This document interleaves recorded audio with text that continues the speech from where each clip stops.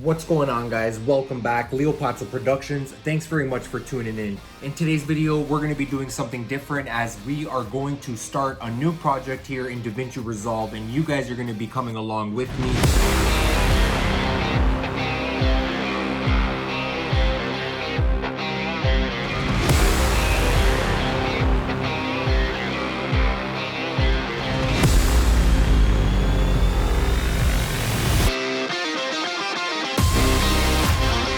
I'm not going to be able to cover everything into this one video, so make sure you guys subscribe, stay tuned, as I'm going to load part 1, part 2, part 3, as many parts and episodes, series, whatever it is that I need to do, so we can kind of just learn this together and share our experiences and our final projects, guys. So first things first, let's just minimize my little screen over here of myself. Again, this is my first time kind of doing this little situation over here, just screen recording with my image video here with my webcam. So first things first, guys, I have DaVinci Resolve open and I want you guys to go into the settings over here. So on the bottom right corner, we have this little gear icon, which is going to take us to the settings, and I have it set right now to the master settings right here. This is the tab that I am always in first off when I am starting a new project. So first things first, come over here to video monitoring. So when we are monitoring our project, what frames per second and what resolution do we want? So I want 1080p resolution, but I want more specifically 23.976 frames per second. I could leave it at 24, but my actual footage is 23.976, so I might as well give it exactly what my footage is. So as you notice, the video monitoring, we just changed that from 24 to specifically 23.976. And next, if you look right above that, we have playback frame rate, but playback frame rate automatically changed to our video monitoring frame rate. Okay, so if you look right above that, we have timeline frame rate, and we're also going to change that from 24 to 23.976. So now that we've done that, just those three settings right here in this small little section, that's all we really need to do for now. Sometimes we may come back to timeline resolution. Right now we are currently set to 1920 by 1080. We could change this to 4K if we wanted to for timeline resolution, and we could also even lower it to even 720 if we needed to. So stay tuned, guys, for more information on these settings, but for right now we're going to leave it on HD 1920 by 1080. So once that is done, which is what I normally always do for my video settings, I'm gonna go ahead and make sure you press save. Okay, so now that we saved our video project settings to the way that we want it, let's just get familiar over here on the different tabs that we have here at the bottom. So currently right now I am in the edit tab, and this section right here towards the bottom middle, this is our timeline. This is where we're gonna drag and drop all of our videos and audio. As you can see, I have nothing over here. Onto the left hand side, it says right here media pool, and there's no clips in the media pool. So basically this just means it's just a pool of all your media, all your audio, all your video, anything that you want to add in.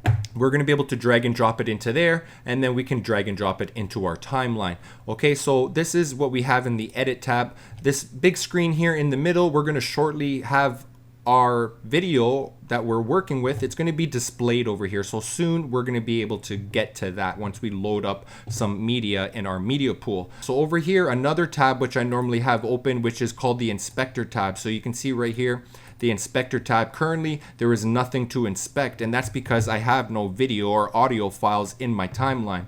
Okay, so next to the inspector tab, we have metadata. And again, there's nothing to inspect because I have no video and audio, but metadata tab, I don't normally have it open because it just shows me information about the file that I've selected. If there's any reason that you may need to find information, metadata information about the file that you've selected, either audio or video, you can just select the video and click metadata, and then it's going to show you the information about that. Next to metadata, we have the mixer, and you can see over here the mixer just popped up on the bottom right hand corner, and this little mixer over here is just for our audio. That's going to represent the audio levels. Okay, so I think for the most part, let's just keep mixer on, inspector on, as I normally do, and I say we're pretty much ready to look at the rest of the tabs that we have over here. Just briefly get familiar with them, because most of the time, 90% of the time, we're going to be spending it in the edit tab. So let's go to the tab right before the edit tab, which is the media tab. Okay, so if you look To see the way this is laid out,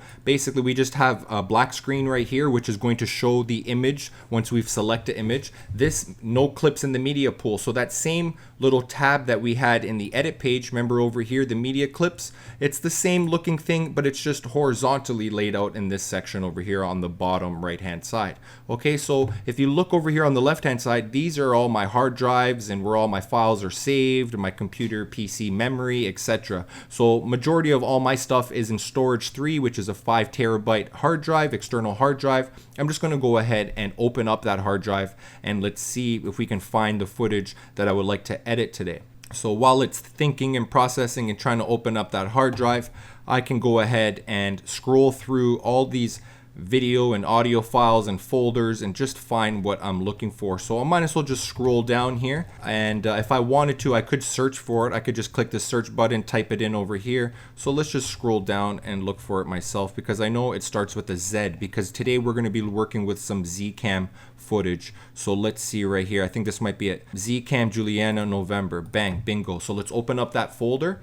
And here we have a bunch of footage which was shot with the Zcam E2M4, and my game plan is to not just, look at this footage right now. I'm just going to select it all. This is all the footage that I want to work with, everything that's in this folder, because I shot it that same day, and I'm just going to select them all as I did, and I'm just going to drag them over into my media pool. Bingo, look at all these files I have here into my media pool. Fantastic. So what we're going to need is some audio, because I know the audio that I filmed was just using the internal microphone and I didn't really capture much great sounds. Maybe there's a section in here where the kids are laughing, playing in the snow, so maybe I will try to use some of that audio. But to also keep in mind, I did record some of this in variable frame rate, slow motion, so some of it may not even have any audio at all. So talking about audio, now that I have my video clip selected and brought into my media pool, these are all the clips that I want to work with. Let's go ahead and look for some music. So I'm going to type in Uppbeat. Uppbeat is a new website program. It allows you to download music. So if you guys don't have an Uppbeat account, go ahead and download an Uppbeat account or register. I might have a link in my description down below. All right, guys, so it looks like I found the folder here from Uppbeat that has a bunch of audio files that I just recently downloaded.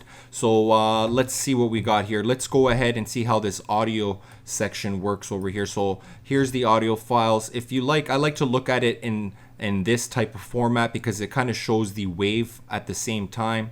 So if we wanted to have a little bit more space here, or if we wanted to make the thumbnails a little bit larger, we could do that as well. Try to create some real estate. So let's find something over here. So I just double clicked on the audio. It's going to come up over here onto the right hand side as a wave file. Jackpot. I found something I like already. So I'm just going to add it into my media pool by just simply dragging and dropping it. Let's see what else we can find here. I want a few options. The audio is really going to be inspiring my video edit. The audio is what's going to tell me how I'm going to edit this video. That's why it's very important. The audio is going to do a lot in our video. So let's find the right one. All right, this could be an option as well. So let's drag and drop that. So guys, we got 3 audio files right now, and we got a bunch of video clips right over here. So let's just go ahead and go to our edit tab. Let's get out of the media tab because we added everything for the most part that we want. So let's go ahead, go to the edit tab. And if you notice over here on the left-hand side, we have all of those clips, video clips and audio clips. So now it's just a matter of dragging and dropping what we want. So let's go ahead and see which audio clip that we want to use. So the way this works is you're gonna notice that I'm gonna have 2 screens over here. There's gonna be a screen on the right. Well guys, that looks like a wrap for today's video. I appreciate you guys tuning in. Hopefully you guys learned something along the way. As I mentioned, if you guys have any comments, questions, concerns, let me know down in the comment section down below. If you guys have not subscribed, go ahead and subscribe. We're gonna continue on this project, and I'm looking forward to seeing you guys on the next video. Much love. We'll catch you on the next one. Peace.